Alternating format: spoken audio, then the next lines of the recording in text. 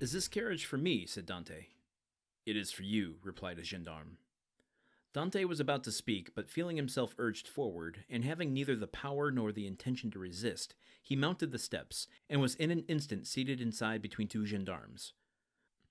The two others took their places opposite, and the carriage rolled heavily over the stones. The prisoner glanced at the windows. They were grated. He had changed his prison for another that was conveying him he knew not whither. Through the grating, however, Dante saw that they were passing through the Rue Quicerie, and by the Rue Saint-Laurent and the Rue Taramis to the quay. Soon he saw the lights of La Consigne. The carriage stopped, the officer descended, approached the guardhouse. A dozen soldiers came out and formed themselves in order. Dante saw the reflection of their muskets by the light of the lamps on the quay. "Can all this force be summoned on my account?" thought he. The officer opened the door, which was locked, and, without speaking a word, answered Dante's question, for he saw between the ranks of the soldiers a passage formed from the carriage to the port. The two gendarmes who were opposite to him descended first. Then he was ordered to alight, and the gendarmes on each side of him followed his example. They advanced towards a boat, which a custom-house officer held by a chain near the quay. The soldiers looked at Dante with an air of stupid curiosity. In an instant he was placed in the stern sheets of the boat, between the gendarmes, while the officer stationed himself at the bow. A shove sent the boat adrift, and 4 sturdy oarsmen impelled it rapidly toward the pilon.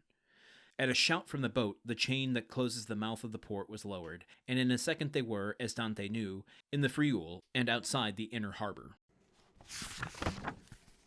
Did you all feel that in this passage? Just like a slight shift from, okay, I'm being set free, to, wait a minute, something's not right here.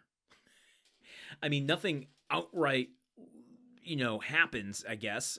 Dante is just kind of following the officers as they're escorting him from place to place. Though he does say, and I think this is kind of where Dumas' talent lies, in describing these and getting readers to, make the mental jump, maybe even subconsciously before the story gets there. But he says he had changed his prison for another that was conveying him he knew not whither. So basically saying, I was just held in this county jail, as we called it in the last episode, to this carriage, which with all of these officers accompanying him feels like another prison. And the carriage has grates on it, and he's being carried past these large buildings and fortresses, as we talked about in the previous chapters, that all exist for the monarch to intimidate the population.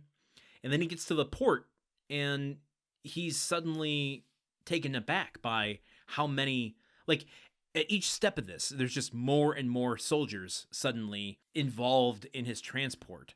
That, you can feel the mounting tension and the mounting, wait a minute, this isn't exactly what I thought was going to happen. What's actually going on here? What am I stepping into?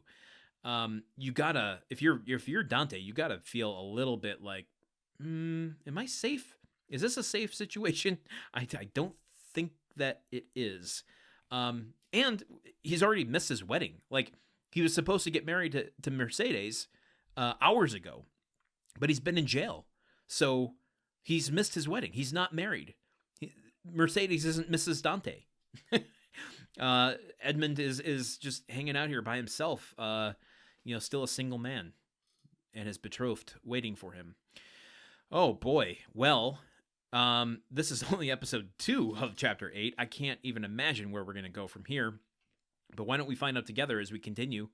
I will see you all here tomorrow. Okay, goodbye. The Countdown of Monte Cristo is part of the Gruntwork Podcast Network. This show is produced, edited, and hosted by Landon Solano. The original text of The Count of Monte Cristo by Alexander Dumas. Theme song by Magic Solo.